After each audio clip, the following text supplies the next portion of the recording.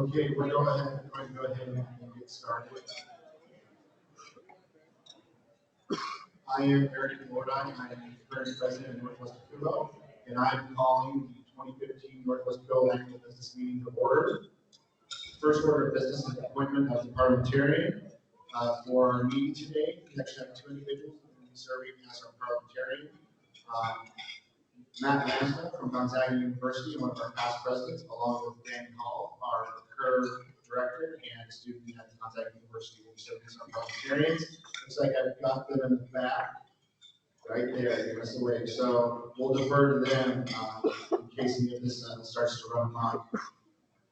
But I feel like we're going to probably get through pretty easily. The first thing that I do want to talk about before we move on further is that we are utilizing a lot of new technology as the association and as well as part of the meeting.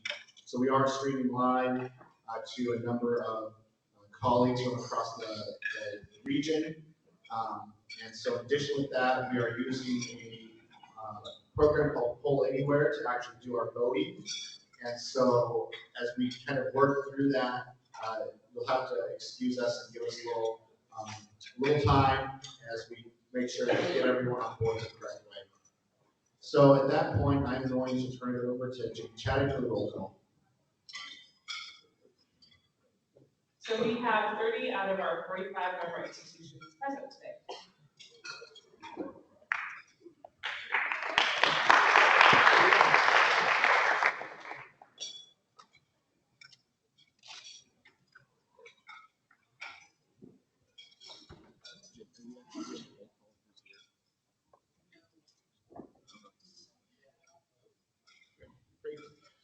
So we, per the bylaws of the association, we have a quorum, and so we're able to continue meeting and do the business of the association. First order of business is approval of the 2014 business meeting minutes. I would take a motion from one of our members to do so. University of Alaska Anchorage. We've got a second from Eastern Washington University. All in favor of approving the 2014 business meeting minutes? Got a call for acclamation? Okay. Seeing no dissent, we're going to move forward. The minutes for the 2014 business meeting stand approved. Those are in the packet. It's actually tabled for everyone. Next order of business is the position reports. In your package of the business meeting, you will find position reports from each of the board of directors. For me, I just want to highlight a few notable things from the president's report. So some big things that have happened this year. Number one is, of course, one of the things we're doing right now, which is streaming this meeting live across the region. We've had 3 other streaming sessions so far today. Our keynote with Liz Roper, and a session with Claire Katie and Catherine Magura on food insecurity and homelessness for students, and a great session with Pam Schreiber on pursuing a doctorate. These sessions will be available on our website in a couple of weeks, and so we plan to market these well beyond the conference here today. Another really big initiative that I'm very proud of is that we will be for the first time voting to elect our board of directors here in person instead of doing that over email. And a lot of that credit goes to Kelly Lennon, our past president, who oversaw that process. And so this is one of those processes that will be very new for us this year. And again, hopefully you'll bear with us as we work through some of those kinks to make sure that it goes smoothly and that all have a voice. With that, my report stands as submitted at the table. Kelly?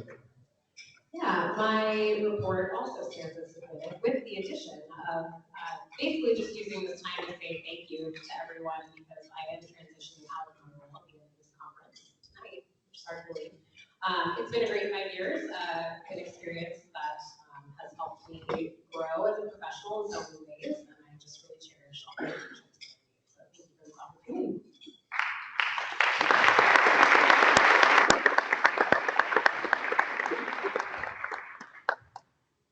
President-elect, I'm Catherine Magura of Morgan State University. Biggest things I've been working on are the programs for this session, this conference, and You all submitted a lot of really amazing programs and they've been going very well so far, so thank you for that. And also been spending a lot of time working with our friends up in Alaska planning the Anchorage Conference in 2016. Go Alaska! Woo! Thank you. Like it does nothing.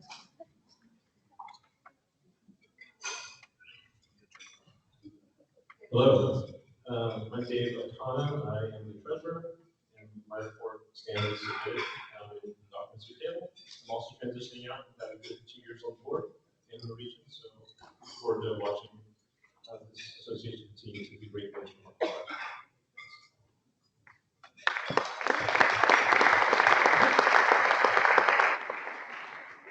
Hello, I'm Mr. Baines from NWACUHO University, and my report stands as submitted, but I also just wanted to thank you all for your involvement with the exhibitors. I've gotten really good feedback about all the people that they got to chat with. I'm Brian Carrick from the University of Washington, Bothell. I am the technology director, and my report stands submitted.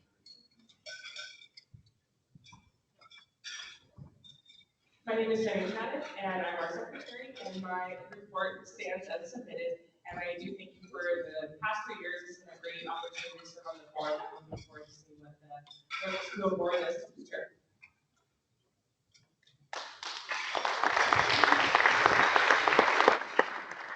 I'm Rachel Rasmussen from Gonzaga University. I'm the newsletter editor for the NWACUHO board. My report also stands as submitted. I am also transitioning out. So thank you all for your 2 years as well.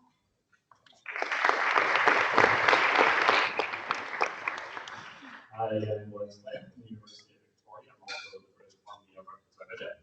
I want to take a quick few moments to highlight some of the work that our task forces in 2014 have completed. So from the communications task force, they completed a social media toolkit which will be available for discussion at our roundtable this afternoon. They've also rolled out a listserv with over 700 people involved, so join the conversation there. The new professional task force has been connecting new professionals to the region for professional development and highlights around each of the different sub-regions that we have, and also engaging personal and outreach. We also wanted to highlight the very successful facilities drive that happened this semester, last semester, that was hosted at Oregon State University. And from the professional development task force, we had 12 successful, very first Friday webinars, as well as over 15 mentorships. And on behalf of the rest of the state provincial reps, our report stands as submitted.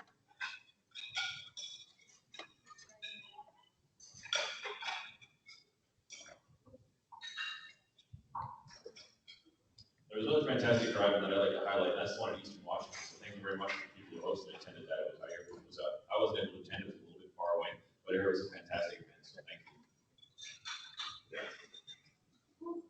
So moving on, this time we'd like to welcome Michael Gribble, who's the Workforce Development Director from NWACUHO, to give us a NWACUHO report.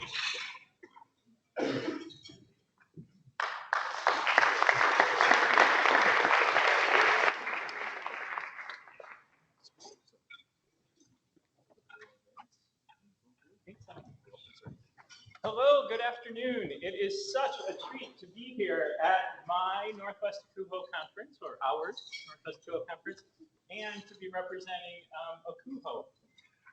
So how many of you are members of ACUHO? I hope most of you, if not all of you. If you are not, please rectify that immediately following this session. So this really is where you belong. There are over 1,000 members. We're at 1,012 members. We hit that milestone middle of last year. It's pretty incredible. And so you are part of certainly the largest association and the most important platform. All right.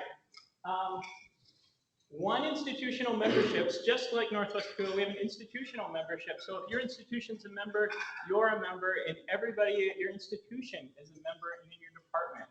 So, and ACUHO, because of the online tools, has made it easier than ever to make sure that you get all of the resources. It used to be, how many of you remember the old days when there were a few issues of the talking stick, and they weren't circulated very well. And so you saw it at the end of the year, and you're like, what's this? Where's this been? Well, now it's online, and we'll talk about online publications, but you can get it as soon as it comes out, reading it online. How many of you read The Talking Stick periodically online?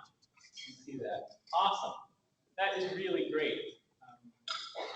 It's really amazing. If you're not sure, if your institution is a member of NWACUHO, please contact the central office or visit the website, and we can certainly help you with that.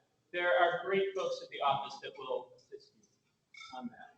There is a ton of stuff. We heard this morning, right? Dr. Roper had talked about how important it is for NWACUHO to take on the main agenda of what is it that's at the essence of what we do? How do we contribute to student learning, to student education, and provide that significant meaning, the research, and the impact of what we do? That's what NWACUHO is all about, and you all, as members, are part of that. We've got lots of education, lots of advocacy in Washington, D.C., as well as in some state groups, but primarily in Washington, D.C. We're an international association, so we've got representatives from 22 countries, certainly including Canada, Mexico, China, Hong Kong. There are many Chinese, Hong Kong part of China, but there are many international members.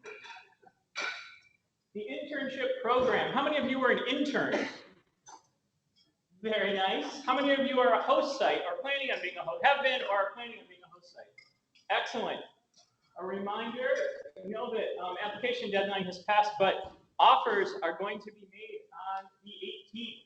Just a reminder, please don't make offers prior to the 18th, but they will be coming out on the 18th. It is really fun to go out and look at the Twitter feed and see the excitement around the application process and the interview process. That internship program is incredible. There are almost 1,000 candidates and nearly 500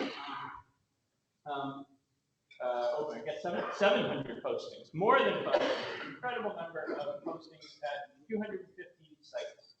So that's an incredible program. But NWACUHO actually has one of the oldest and strongest internship programs in the country. There are many others. NOTA has them, NERSA has them, many other associations have them, but the NWACUHO one is one of the strongest and most established and most competitive. The Placement Exchange, affectionately known as TPE, NWACUHO and NASPA are the primary hosts for that. There are many other associations that are part of that. How many of you have participated in TPE either as an employer or a candidate? Yeah, pretty amazing that you all are able to be engaged and participate and be touched by the things that NWACUHO is offering. Digital publications really are phenomenal. Again, there used to be this issue of just distributing the paper copies to people, and now you can get them online and look at them.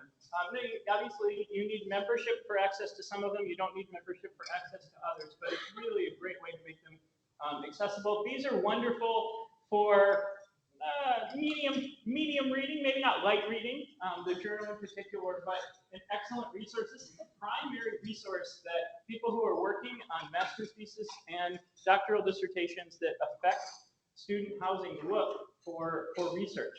Also, in addition to using it as a resource, I would encourage you to consider submitting for publication. It's a really strong, peer-reviewed journal and highly respected. Online resources, certainly we have these great certificate programs and are working on new short courses that will be, these are a pretty significant commitment. They're amazing, but they're a real commitment. When you're certified through these programs, you have gone through something that resembles 2 or 3 college level courses, but appropriate for professionals. We're also working on some short courses that will take less commitment, but will also expose people to really important topics and will be delivered in even a more timely process. These take a huge amount of effort to put together. They were the ones that were selected because they are what the membership needed and wants, and people are continuing to participate, and I would encourage you to do that. These are intensive processes, so if you're interested in occupancy management or assessment, and you should be interested in assessment, these are a phenomenal way to go, but there's no question they are intensive. We also have the architectural course that is also an intensive program. Some of you have a chance to participate in capital projects. Some of you probably don't. This is a great way to get exposed to the principles and practices in developing projects, both renovation and new construction, even if you don't get a chance to do it on a regular basis, so that you'll be prepared for a position if you're interested in the future. This is a really exciting course too. The library. How many of you have ever called and talked to Emily Glenn, a corporate librarian in NWACUHO? She is amazing. You can call Emily, any of you can call Emily and say, I am trying to find this resource. And she will research and research and research until she finds it, and will send you a list of these incredible references in the material. You can also go out to the library itself and search for documents. Sometimes it's challenging to find resources through the library. They're making it easier, developing some new search engines, as well as you can always call Emily, and you can also email her, and she will respond. She is incredibly conscientious, and we're very, very lucky to have a librarian. Then we have the Campus Housing Management Series. How many of your campuses own this? Excellent. If you own the hard copy version, you are the only ones that will be able to do it. We're no longer publishing the hard copy version. It is now available in paperback, so it's a little bit less expensive, but that hard copy set, you can still buy some of the volumes. A few of the volumes are still available in hard copy, but the full set is not available in hard copy anymore. It's only available in paper copy. So cherish that set, circulate it, encourage your folks to look at it. This is also a great resource for graduate programs. If there's graduate study on your campus and they're looking for text materials, encourage the faculty who are teaching to consider using these texts, and they're especially accessible now that they're in paperback. Foundation support. Rich will certainly talk a little bit more about this, but what the foundation does is the New Professionals Best of Awards, the National Housing Training Institute, which is expanding. This will be the last year that it's at the University of Georgia. The University of Georgia has hosted it for 5 years, and 30 participants have been able to attend. There are about 100 people who apply to be in that. And so there's been this balance of trying to have a really high-intense, high-touch program and also having access. Starting next year, there will be 2 host sites, and so 60 people can participate every year, doubling the access, which is a huge deal. So yeah, please, that's a big deal. It's awesome. Many of the regions help support people attending. Obviously, having 60 people attending means that there will be more people from each region attending. Each region will need to be figuring out and thinking about how they want to go about supporting that access. But it's very exciting. The 2 host sites for the next 3 years, beginning in fall of 2016, are Michigan State and University of South Florida. So Georgia finishes 2015, and it will be the 25th anniversary of James Grimm National Housing Training Institute. So pretty exciting. There's also speaker support. We have great speakers at the conferences, credentialing programs, ones we just talked about, and a ton of other things that the foundation does. I was doing a little bit of math. Yeah, I'm a little bit slow with this, but realized there's probably about 100 and, I don't know, how many people are still here? Do you think 100? 185. 185 people. It's everybody. What? Not everybody's still here. Is that good? Yeah. Yeah. 185. That's a lot of people. If everybody gave $5 to the foundation, $5, you heard Rich say that would be matched by 3 anonymous donors for $1 each, so $8. So $8 times 185. We would blow that $1,000 goal out of the water. So certainly, if $5 doesn't work for you, it doesn't work for you. But if it does, the idea of contributing is more important than how much you do. Getting involved and giving back is great. The foundation does incredible things. Face-to-face events, one of the things we try really hard to emphasize is that, just like Northwest, NWACUHO is not a conference. It is an association that does stuff 365 days a year, year-round, and internationally. So when people say, did you go to NWACUHO, they often mean the conference, but NWACUHO is much more than that. You can engage in NWACUHO in a gazillion different ways. The conference is amazing. There's no question the annual conference is wonderful. But just as many, in fact, more people go to the Business Operations Conference, the Living Learning Programs Conference, and the NWACUHO APA Conference combined than go to the annual conference. In total, about 2,500 people go to all of those conferences annually. They're great ways to connect. I encourage you to participate. There's an infinite number of ways to be involved without physically going. So please engage in the association, in addition to the conferences and all of the other ways And finally, if you have not gone out to your profile, if your institution is a member of NWACUHO, you're a member of NWACUHO. If you have not gone out to update your profile or to set up your profile, please do that. It's really great. It will show you, if you participate in the foundation, it will show you your contributions. It will show you the ways in which you've engaged in the association, if you've done a course, if you've gone to an event, if you've been certified. It keeps track of those things for you. Plus, it's a great way to engage with other members. So please update your file. Again, if your institution's a member, you're a member, stay connected, stay engaged. NWACUHO.org. Thank you all very, very much. And if there's any ways in which I can answer any of your questions, or Rich can answer any of your questions about how to connect with NWACUHO, please ask us. It's really, for me, it's a professional home, it's our professional family, and I hope that you will connect. Thanks so much.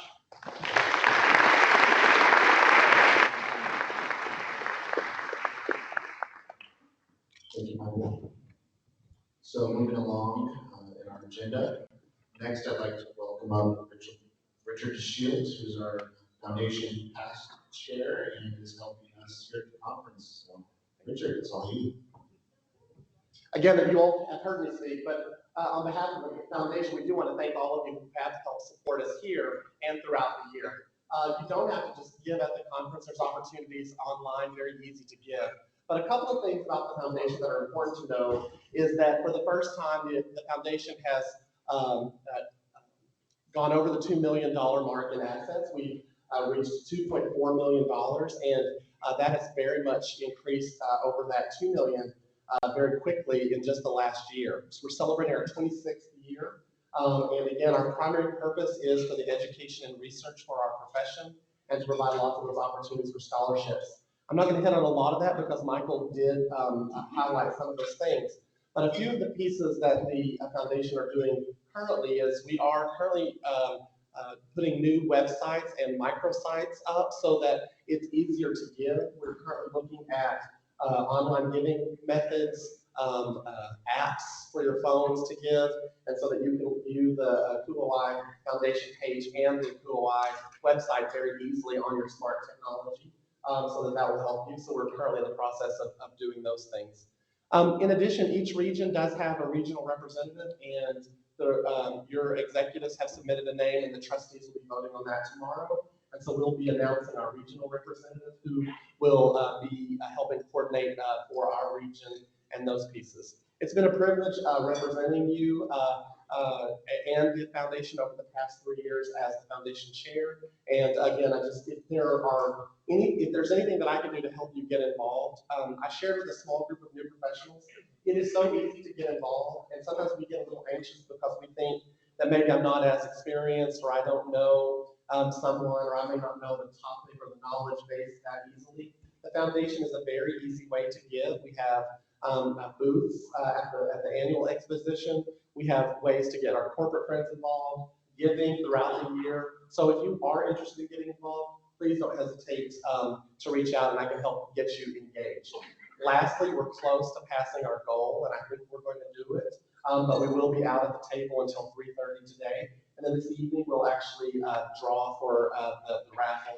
And we do want to thank all of you for your support. So again, keep giving. And again, if you choose not to get a foundation, what we want you to do is really start a culture of giving, no matter if that's something that you're passionate about, an organization, those things. But we think that the foundation, it is my professional alma mater, and it's why I've chosen to give. Very last thing, we do have some major donors in our region. Those are individuals who give at least $1,000 a year. And so I would like to recognize Carol Young from the University of British Columbia. Tina Hughes from Western Oregon University. Kim Schreiber from the University of Washington. And so we do want to thank those individuals for their constant support, and thank you all for giving. And Richard, how long do you want to do this option for the 3:30? So make sure you get out there for 3:30 and get on one of those fantastic gift baskets. We have one themed after each region or each state and province in our region. So great stuff there. Thank you, Richard. We would like to next welcome up Barbara Winsberg, NWACUHO president, to give us a report on NWACUHO. Thanks, Eric. And I appreciate the welcome that you've all provided. To be honest, like this conference seems like we could pick it up and put it in November and make it an NWACUHO conference because it has that collegiality and feel to it. It's about the same size. So just saying that at any point, if you find yourselves in the NWACUHO region, and as we talk, we do have a lot of individuals that, as they're doing their job search, consider the West, and please know that you can stretch as far as Salt Lake City and you'll be okay.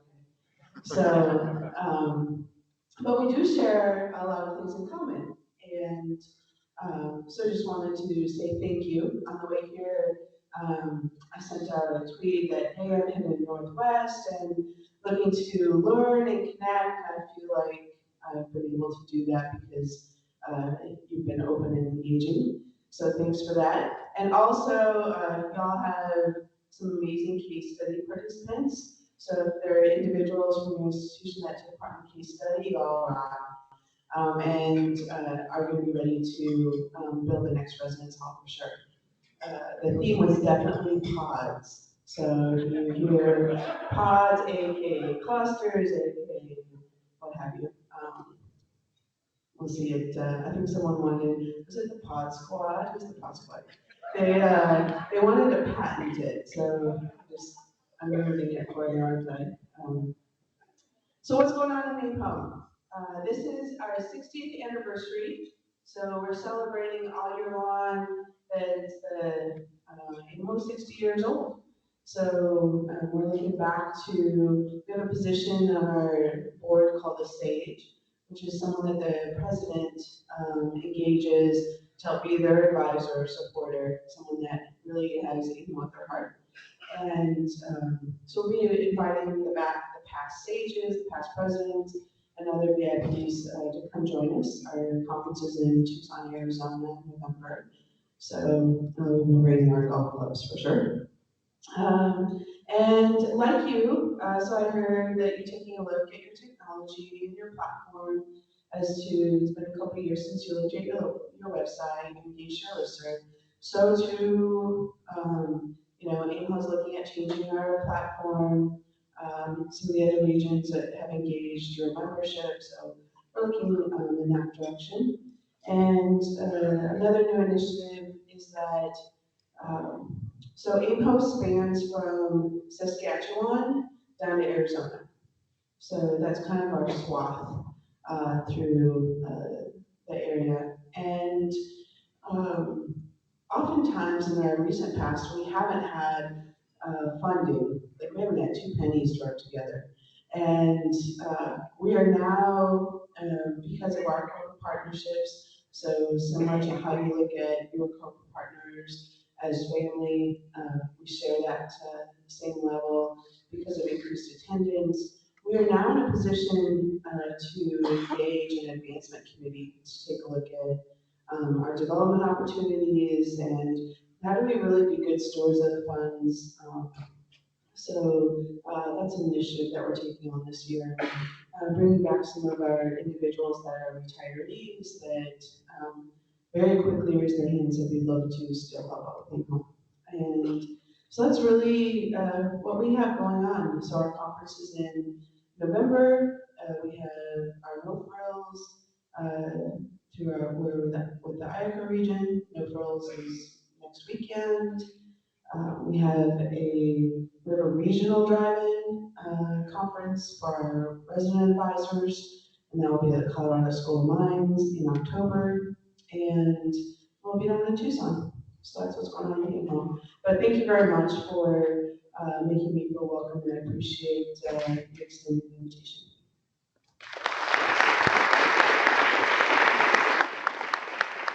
Thank you so much, Paul. It's been great having you here in Northwest NWACUHO. As I said, we had an amazing time. I was at NWACUHO as well. So thank you for sharing with us. Additionally, Barb does have a report in our business meeting minutes, and she has some additional information as well as contact information for all of your executive board. So make sure you start connecting with our friends in April. I would like to next welcome up Danny Hall, PCUR Director, to provide us an update on what's happening with PCUR.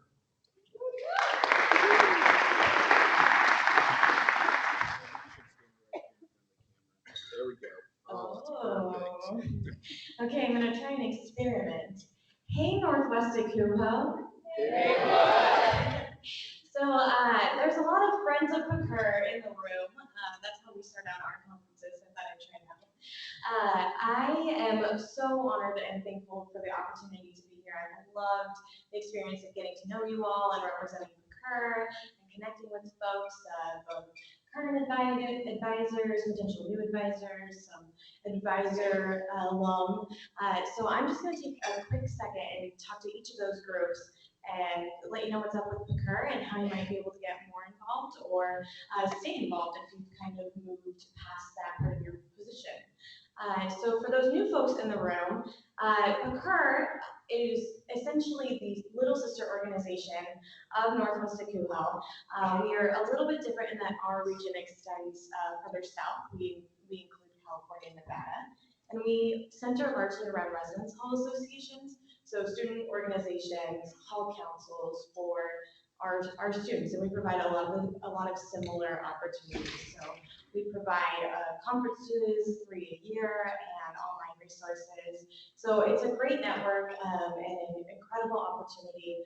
And essentially, we just get students together and get them fired up about Res Life. It's a lot of fun. So if you're interested in starting a residence hall association or getting more information about PCUR, myself and the PCUR advisor, Russell Jones, are going to be hanging out over by the registration table at 4:30 when we break before the banquet. So we just wanted to be available for you if you wanted to ask questions about what an RHA is all about or get some of our contact information and have that one-on-one time. So we hope that maybe we'll connect with some of you there. For current advisors, as you know, No Frills is coming up here pretty quickly. It's actually the same weekend as ICUR, so that'll be pretty fun, and we're excited. Bids will be published here soon, so make sure your NCCs and presidents and NIG shirts are reading those. I'm sure they're looking forward to it. And thank you for all of those that were able to come down to Cal Poly Pomona this past fall. We had an incredible conference with over 400 attendees and had a lot of fun. Made some big changes to where the region is headed. So if you're interested in those, come and chat. We'll tell you more about that. And then for old advisors, I just wanted to touch on our PCUR listserv has changed a little bit since potentially you've been in the region. We now use that for just a weekly newsletter. And it's no longer just for NCCs, it's for anyone. So it is very in-depth of what's going on in the region. That's an easy way to stay involved if you're curious about what's going on. And if you're a current advisor and are on that listserv, I would encourage you to subscribe. So you can access it through the PCUR website, pcur.ncur.org. And additionally, we're looking at revamping kind of our alumni and friends network. So if you're interested in that, stay tuned for more information coming from Russell Jones, our PCUR advisor. So that's kind of all I have from coming out of PCUR, but I really do just want to thank you all for the opportunities that you provide for your students and for new professionals in the field. I am applying to grad programs right now, so it's been incredible to be here, and I really appreciate all of the work that you do. Thank you.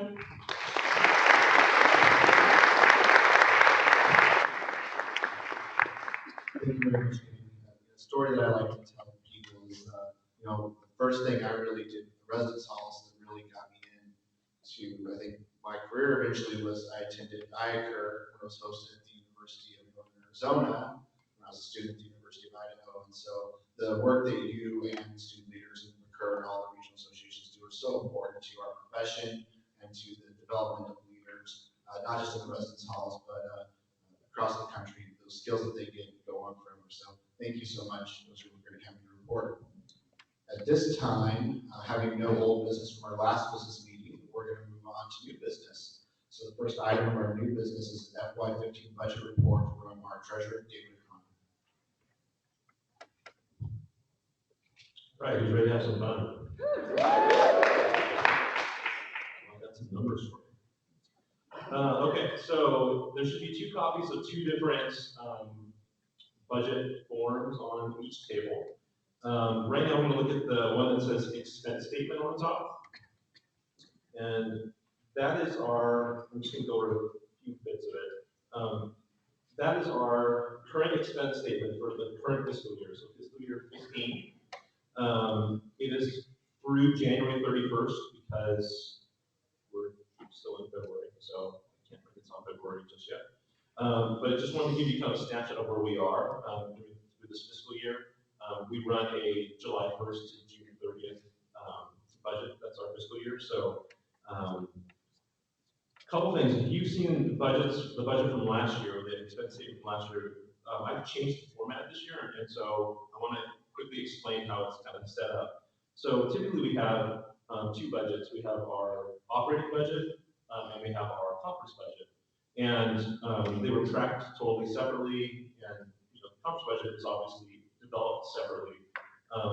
But I wanted to create an expense statement and show up the budgets with the conference-related expenses and revenue as well.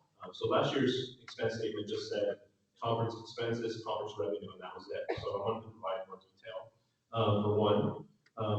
And then additionally, there are some expenses that it's really hard to actually separate what the expense or how much of the expense is a conference expense and how much of it is for regular operation expense. So we've arbitrarily put it in one or the other before, and so I categorized it as joint expenses down here. So if you look at revenue, we have operation revenue, we have conference revenue. If you look at expenses, we have operation, conference, and joint. So that's how it's kind of organized this year, so that way it's all in one document. So with that, we have a variety of columns. We have our budget. So this is what our budget was for this year. Year to date is all the money that has gone in and out from the various budget lines through January 31st. And pending is something that I know has hit our account in February, but I've not reconciled the February account. So it's just kind of a tracking for me. And then FYE projected is where, as at this current time, what we project our budget will end out in. So as you can see, what we projected primarily for,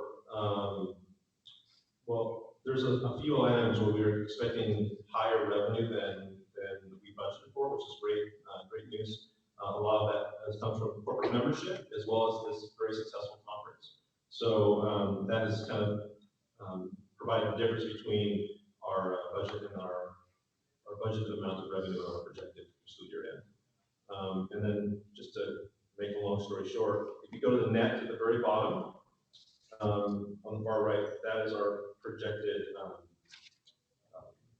excess revenue at the end of the year. So we did not initially budget to have that much, but we do. So that is a good thing and gives us more opportunities to reinvest in membership in the association. So, and then the last thing I'll mention is the statement of cash position at the bottom is just our cash balance in our account. So on July 1st, we had $29,774.97 in our checking account, and we've had a net change of over $100,000. That's exciting, but also a lot of that is bills for this conference that's not been paid yet, so that will significantly dwindle in the next month or so. Have fun with your treasure with that. Savings, CD, that's what it is, and then our current cash balance is just under $211,000. So, any questions on the current expense statements?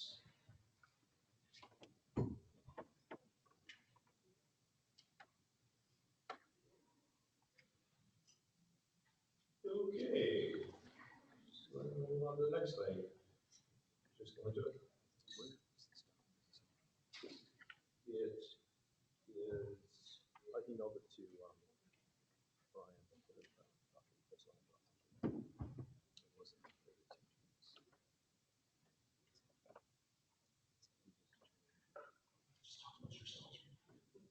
We're taking a moment so that we can have the correct document for our live stream folks. So bear with us so that they can see the document because they don't have the snazzy handouts in front of them.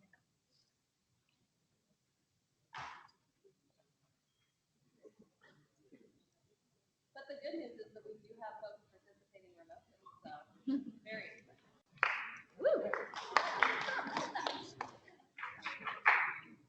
You guys want to hear a joke while we're waiting?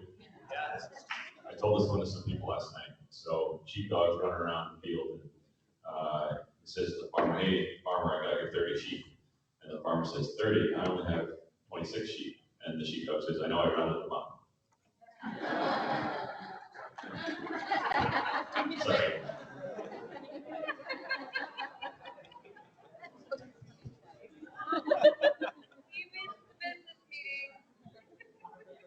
Who said that? Wait, who said that? I don't think so. We're ready to move on to the next document. Thank you.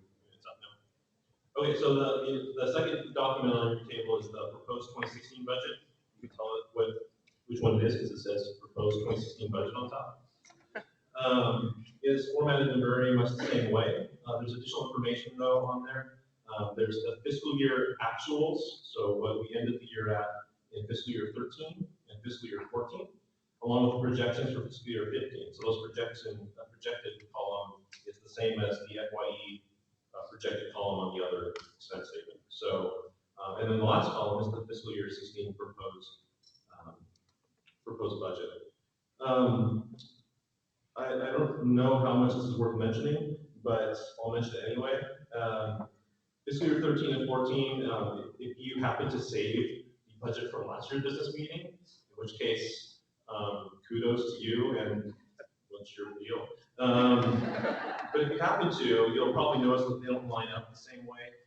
And that is because I actually changed the actuals because I am that powerful. But what I did is we have a history of prepaying for the conference the previous fiscal year for the future fiscal year. And so we're not doing that anymore. We're making it all the right fiscal year. But in the past, the 2013 conference was paid for 2012. So I moved that expense from 12 to 13. So we'd have a more accurate picture of what 13 was. I moved 13 prepayment to 14. So we'd have a more accurate picture of what the 14 budget was, and so forth.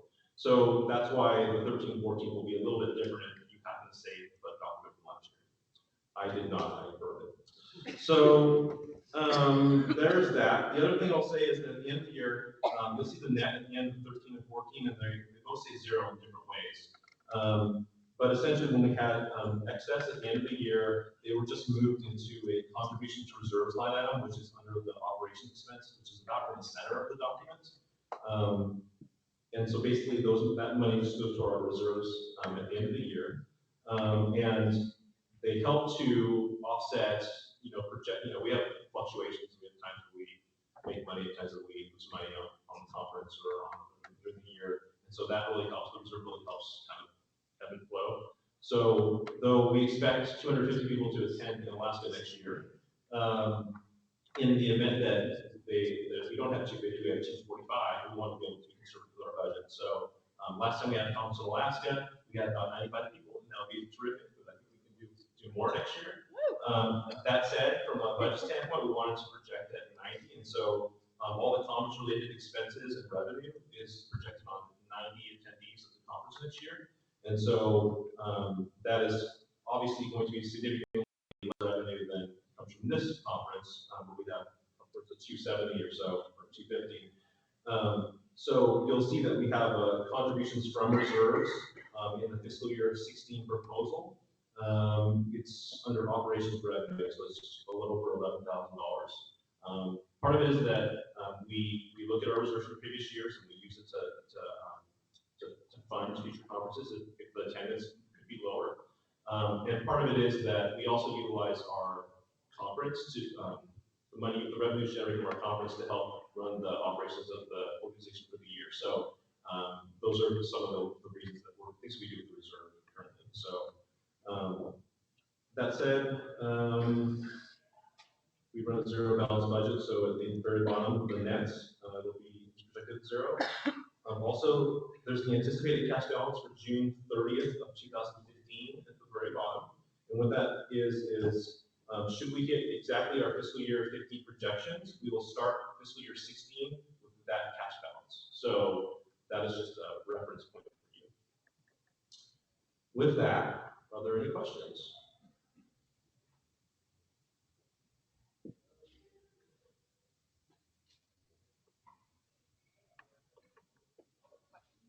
this is an excellent opportunity for individuals who maybe haven't had a lot of work with budgets to ask some questions about what we've done here. I feel like I saw someone in this direction getting ready to ask a question, maybe not.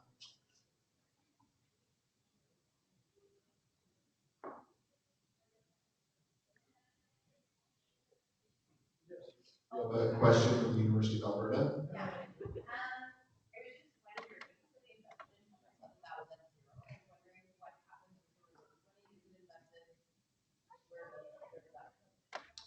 I have an offshore account. So it's Hawaii.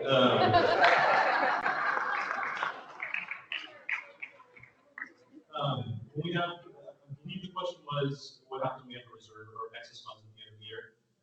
So what happens with excess funds is that the board, once we determine what that amount is at the end of the year, how much we have excess of budget, the board makes a decision on what to do with it. So it could be put into future scholarships, it could be put into maybe foundation accounts, it could be fund up the drive-in conference.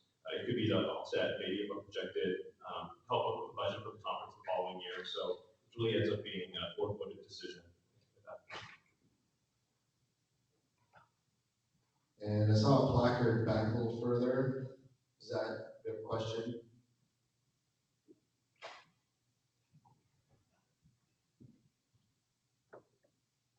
And looks like we have a question from Southern Oregon University. Not a question. I just want to thank David Conference as you do the region. So thank you, Dave.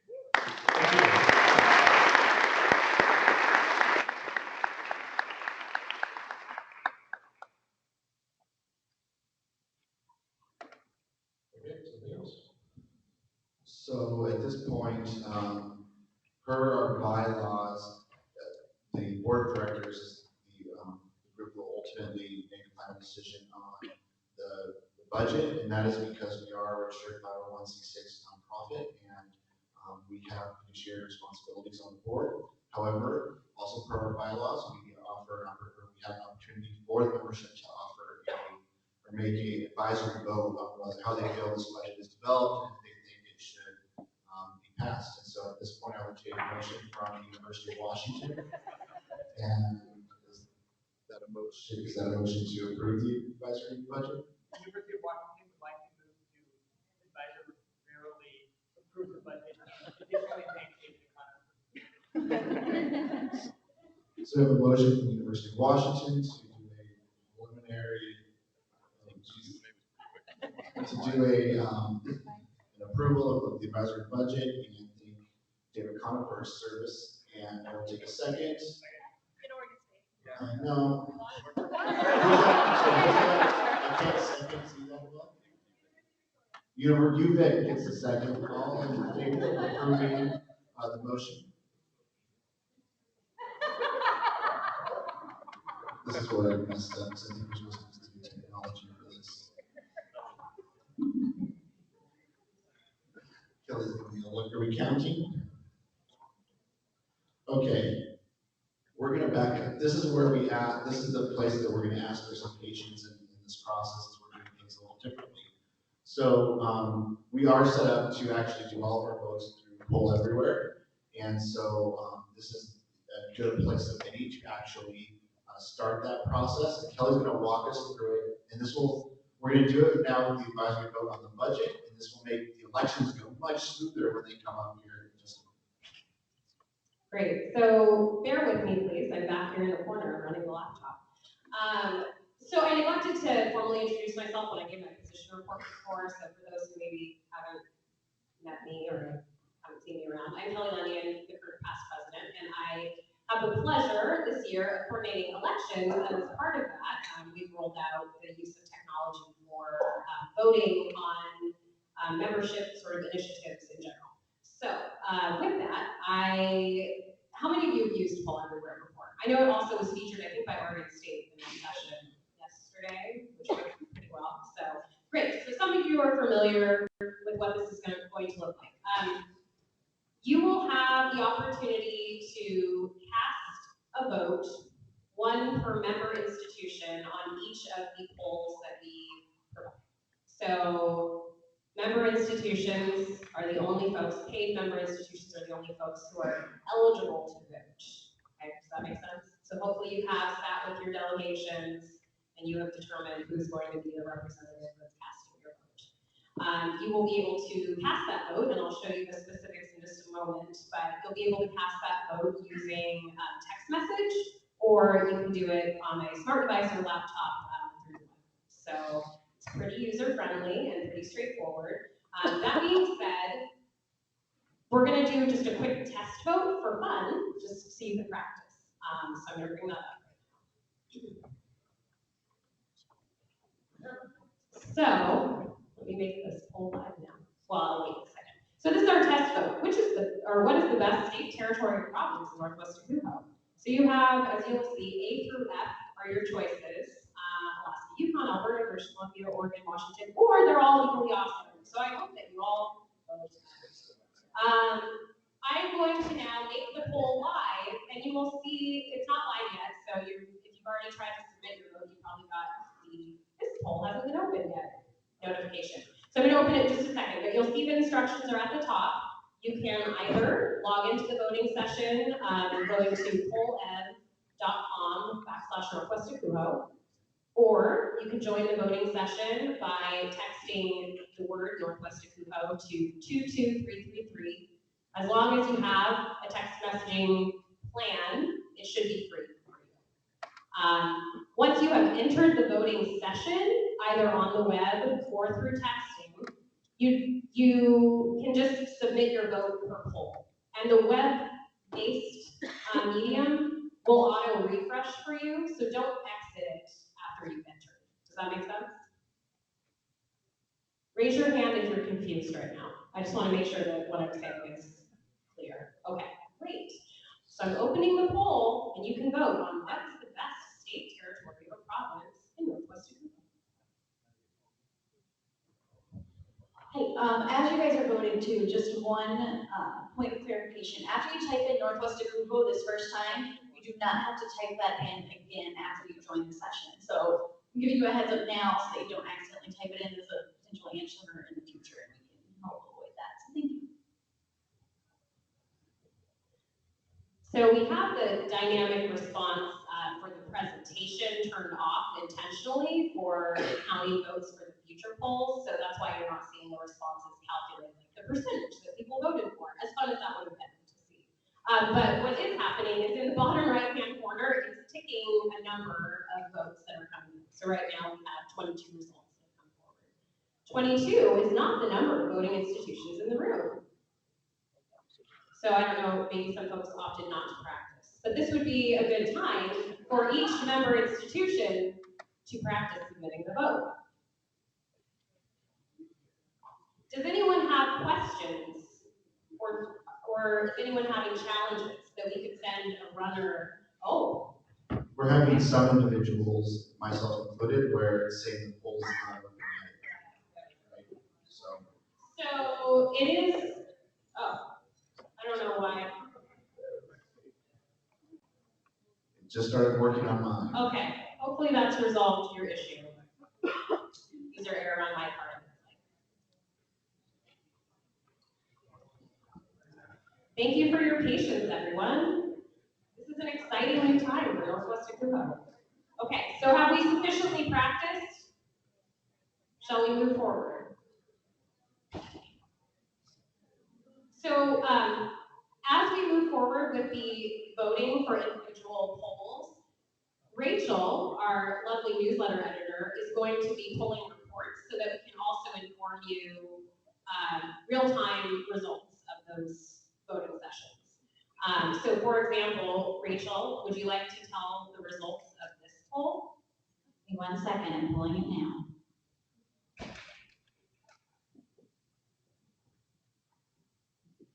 It's a great time for the Wi-Fi to go really slow on me. That's probably because everybody's using the Wi-Fi right now.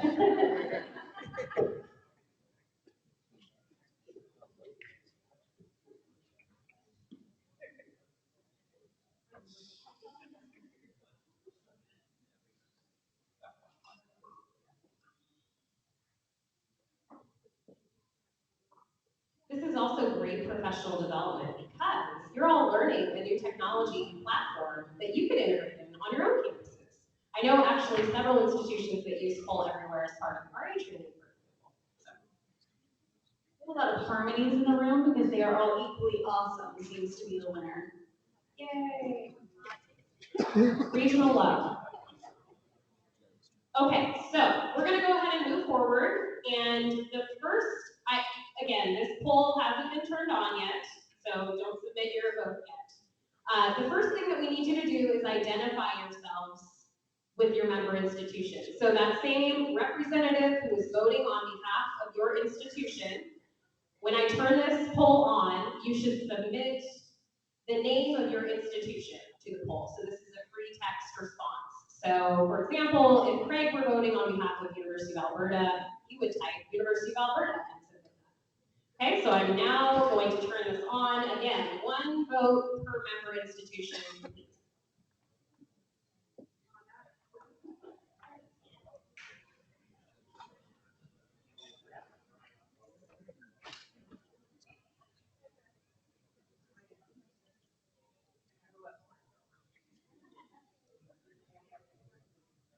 This system is going to be a really great way for us to have a bit more integrity to our voting system, so we'll have better record keeping and hopefully it will be more efficient.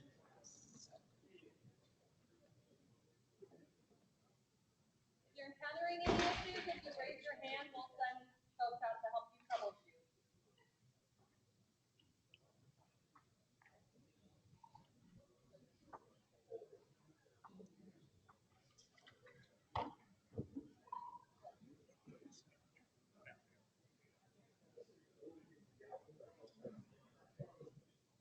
Rachel, are you moderating? I am. Okay.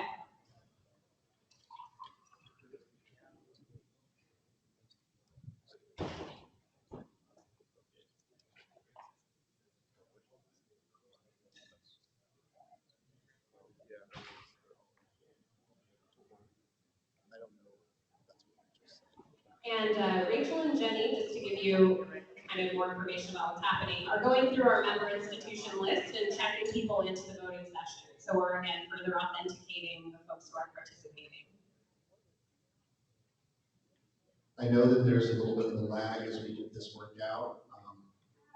The reason that we moved to bring our elections to the annual conference is, a big one is that in the past, we've had less than 25% of our member institutions vote in our elections. So this is an opportunity for all of you to have a real voice in who the board of directors are and who's representing you on the board. And so I know that this is a little bit clunky right now for our first time, but it's a result of us moving towards doing, I think, the right thing for all of you to make sure that the people that are up here are the people that you want to represent you. So we appreciate your patience with this.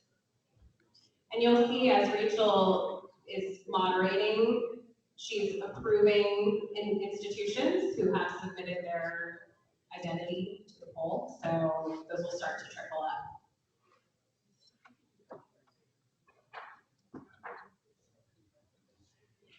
Is everyone like super stoked about this, or am I? Yay! Awesome.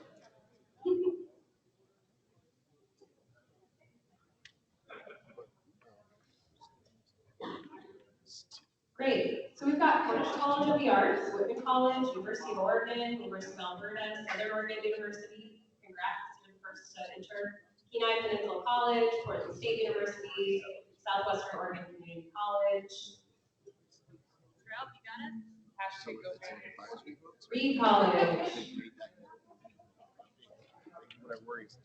University of Idaho, go Randalls. Hashtag go Randalls. St. Martin's University. Willamette.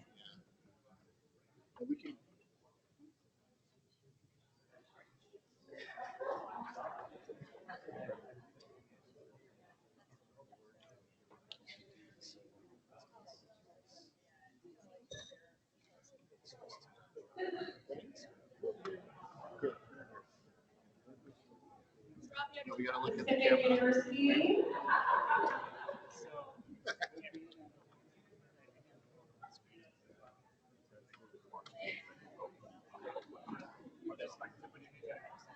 Vancouver Island University, University of Puget Sound,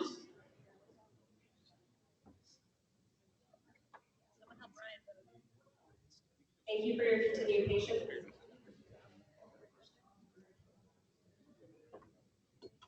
Oregon State, Lethbridge, Central Washington,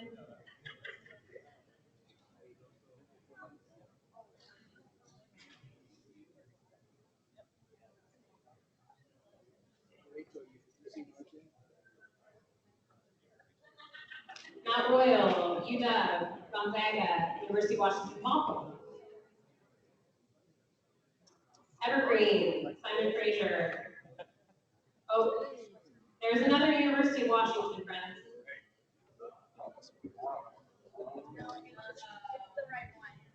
Oh, we're good, we're good. Southern Alberta Institute of Technology,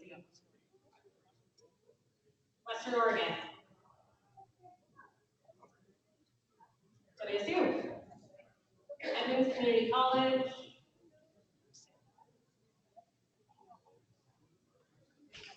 Central Oregon Community College.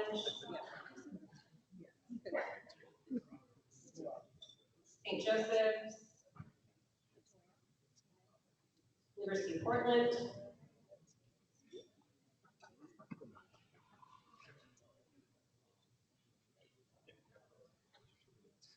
UVic. University of Alaska Anchorage. Eastern Washington University. Lewis and Clark.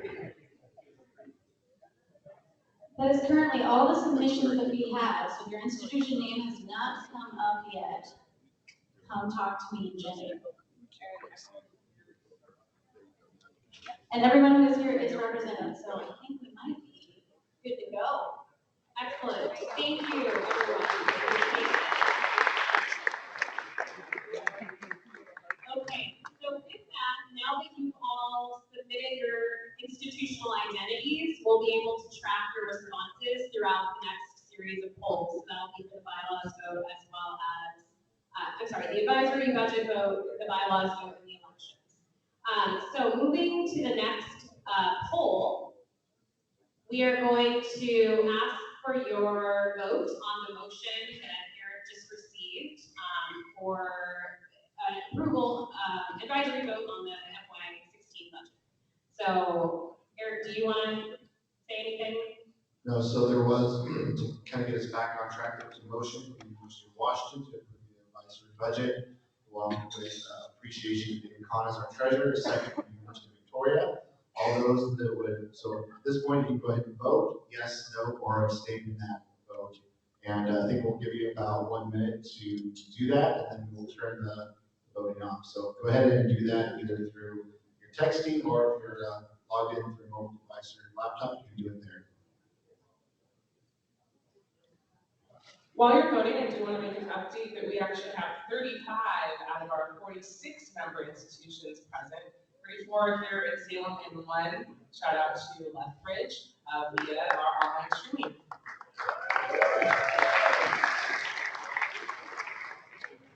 Thank you to our Canadian friends for joining us online.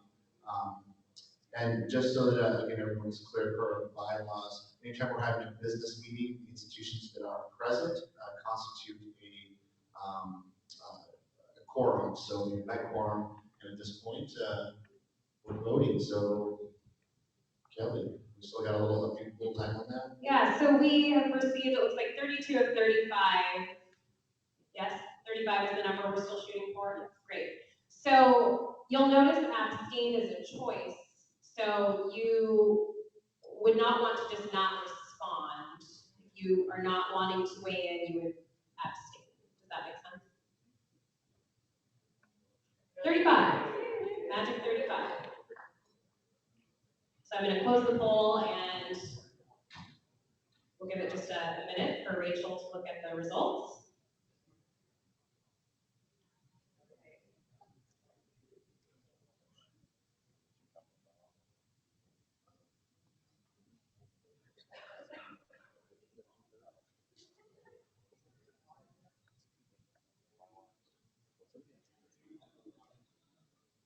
The motion passes with 34 yeses, no votes of no, and 1 abstention.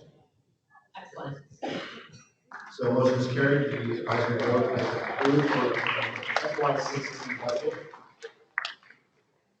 So moving along through our process, the next item is bylaw proposal, and for that, I'm going to turn it over to Cricklet, our Urban Commission representative. Thank you, Eric. Afternoon, everybody, and hello to our friends through our streaming system. Glad to see all of you represented on that. That's pretty exciting. So the board has thought long and hard about the bylaws of Northwest NWACUHO. We want to make a little tweak because life happens. So folks commit to the board for a pretty extended period of time. It can be a few years at a time.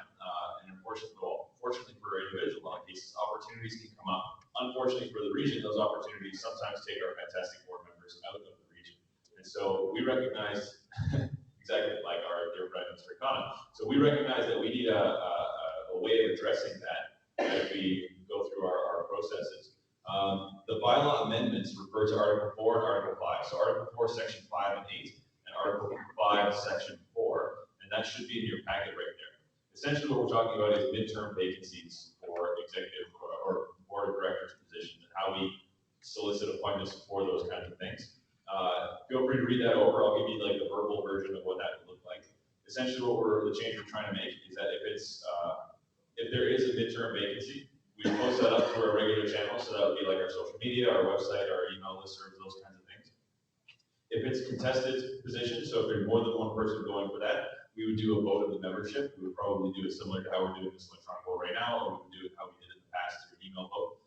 So we would let the membership decide if it's contested. If it's not contested, we would, as a board, make an appointment. So that's kind of the mechanism that we have set up. And I am open to answering any questions that you may have.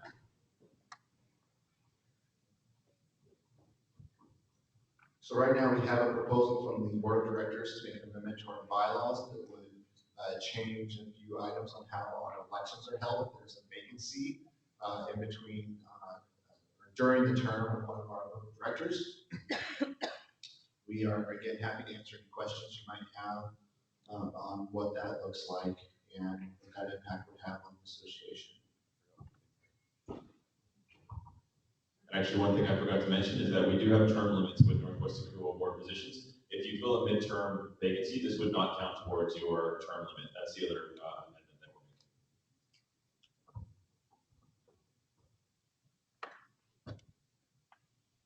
we're making. I will entertain questions, motions, amendments, anything you want to throw at me. I see Central Washington University. No, we have a motion to approve. Oh, I've got a second, Oregon State. So right now, the motion on the floor is to approve the bylaw revision as submitted by the board of directors. And we're going to open the poll now, to poll anywhere, so you can vote yes, no, or abstain on the motion to approve the bylaw revision.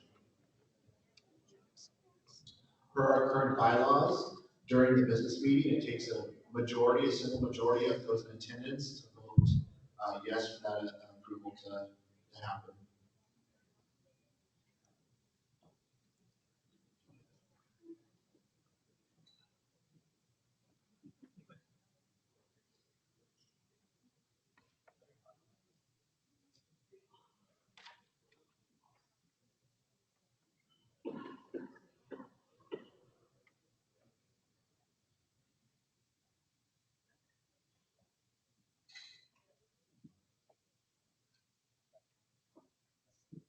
All right, we have 35 votes. We're going to close the poll and let Rachel run the report.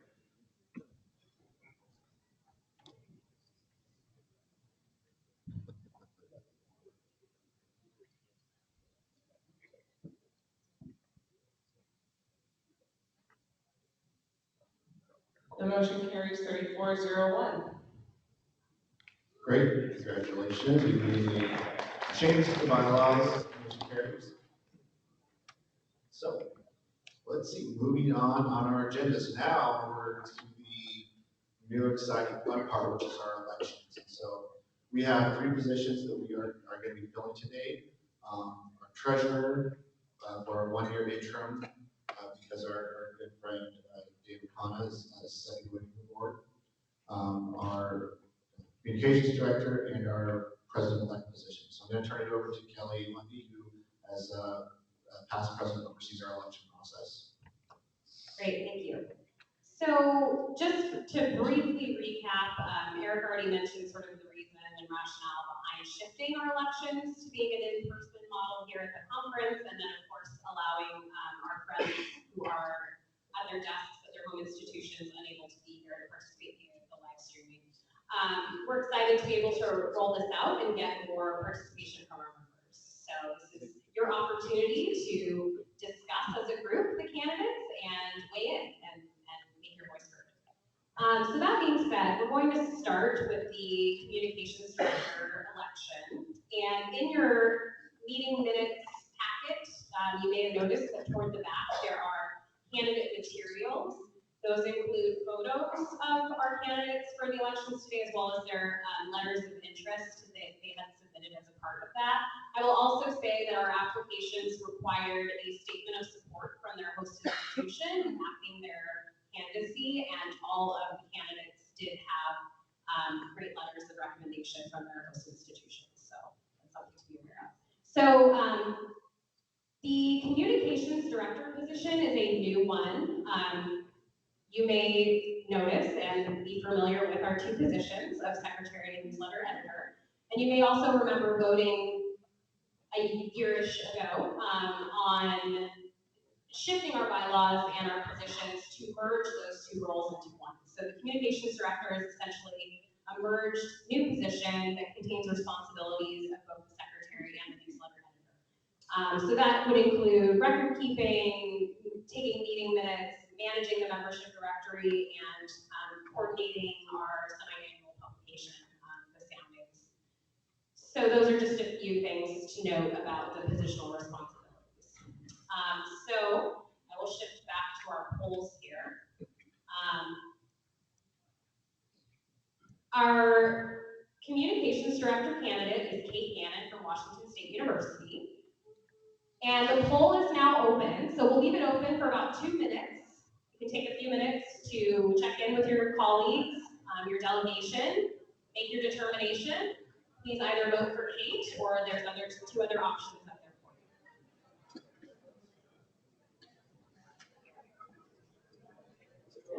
you.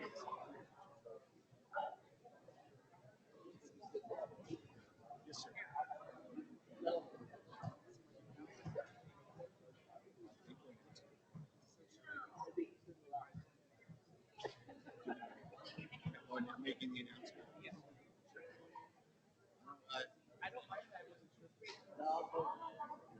I don't, so maybe see if Kelly thinks, because this is really her show, so I don't want to say go ahead and do it, and Kelly be like,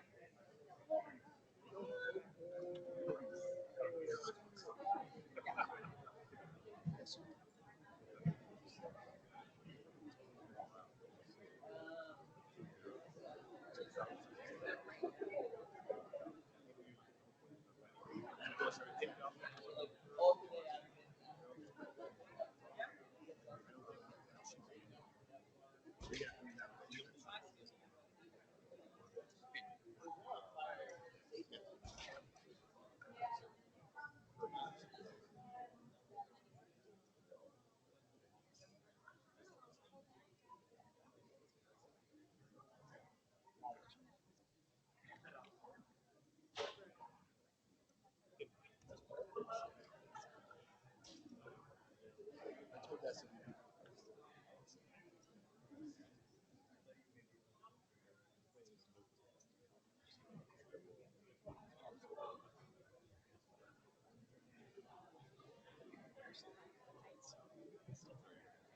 So I told all the schools to keep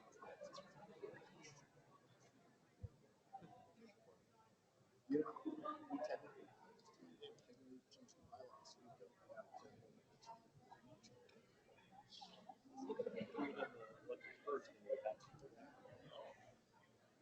So I just pull that.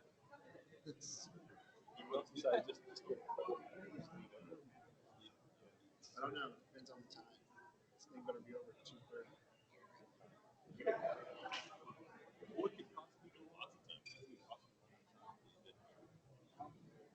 That could be a good idea situation.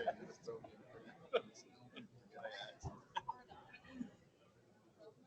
Okay, so it looks like we've received 35 votes, so I'll go ahead and close this up and we'll give Jenny and Rachel just a minute to assess the results.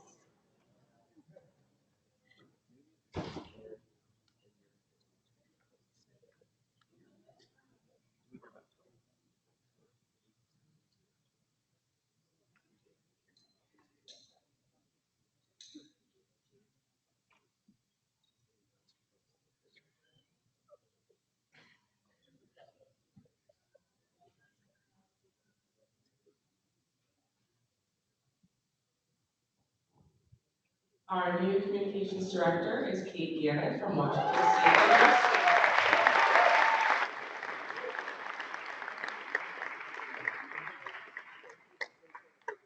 Congratulations, Kate. So now we're going to look at our president-elect candidate, Craig Whitten, our current Alberta representative, president-elect candidate. The president-elect position, you are probably pretty familiar with the presidential trio and how folks progress from president-elect to acting president and then to the one-year term as past president. Just to name a few of the responsibilities of the president-elect, it really is designed to be a learning year, so in some ways shadowing the current president, familiarizing themselves with the role so they're ready to take over. But work on a lot of different projects, including coordinating the program committee and selecting interest sessions for the annual conference and helping them select awards, award recipients for annual conference interest sessions. Also working on contracts and logistics related to the future year's annual conference. So there's a lot of important responsibilities that the president-elect takes on. So I will move the poll forward to president-elect. And you may cast your vote.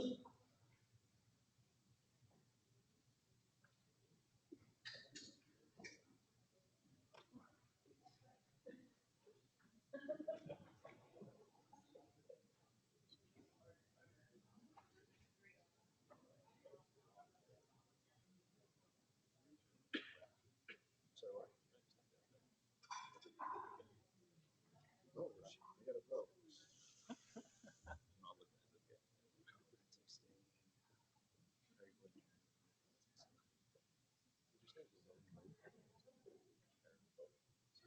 Abstain.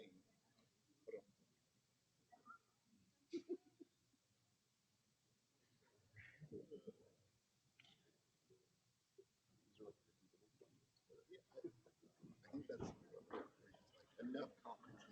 Great, we have 35 votes, so I'm going to close this poll and we'll get back to you in just a minute with the result.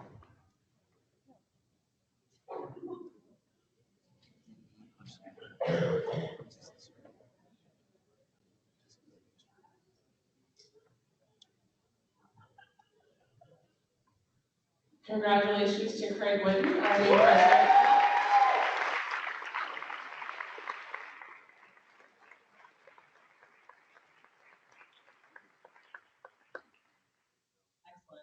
Thanks, everyone. I was very worried about the no vote there. I'm like genuinely nervous, and I appreciate it. Now Eric's yelling at me. I'm going to do my best for you guys. Thanks very much.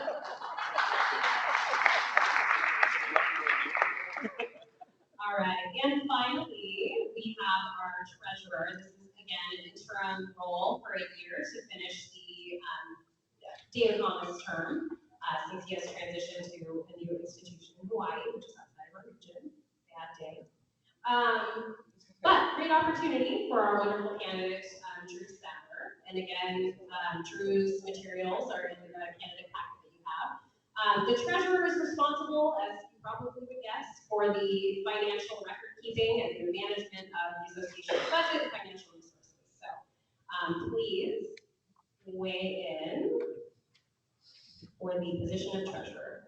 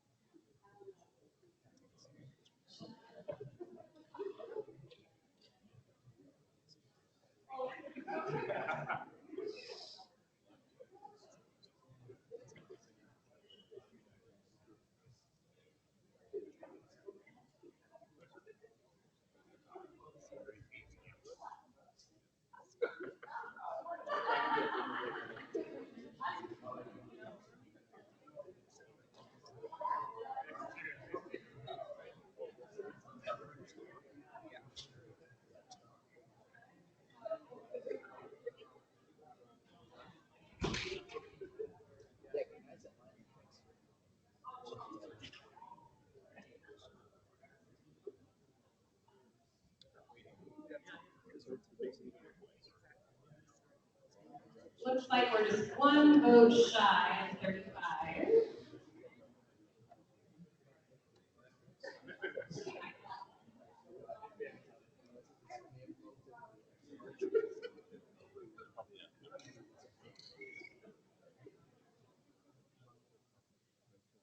So if you have not submitted your vote, now would be an ideal time to do so.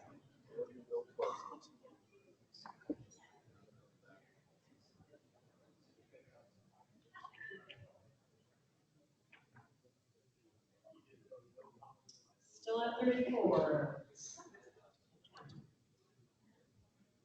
Excellent. All right, closing it up.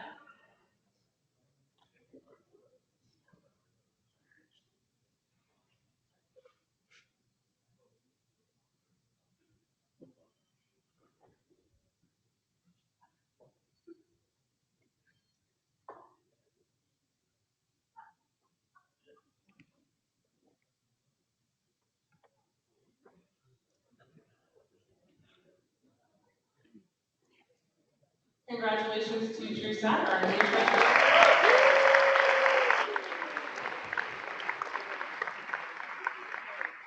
Very exciting. So our three newly elected board members, would you just pop up so we can see your faces and recognize you one more time?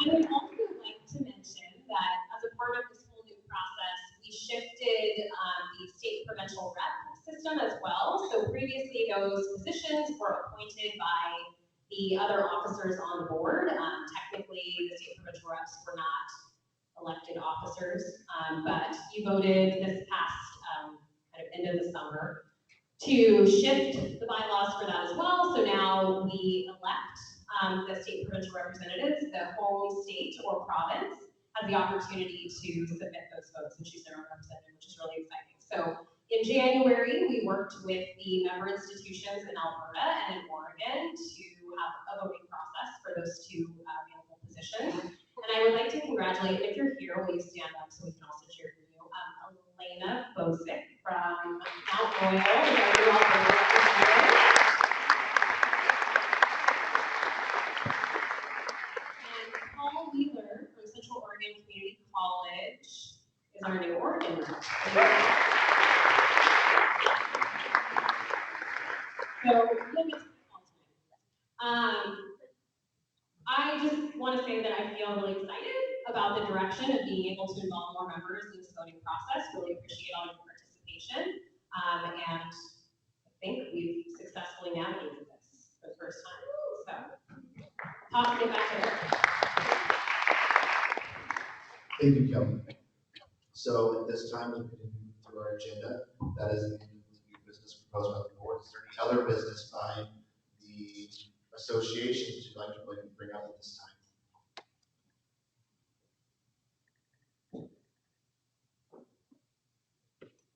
You got us all up here, come on. Any other new business? Seeing none, I'd entertain a motion to, and we have a motion from Washington State University. And what's your motion? We have a motion to adjourn from Washington State. I'll give the second to University of Alberta. And then we call to close the 2015 business meeting. So, is there an acclamation on that? And we've got one from Portland State. So we're done.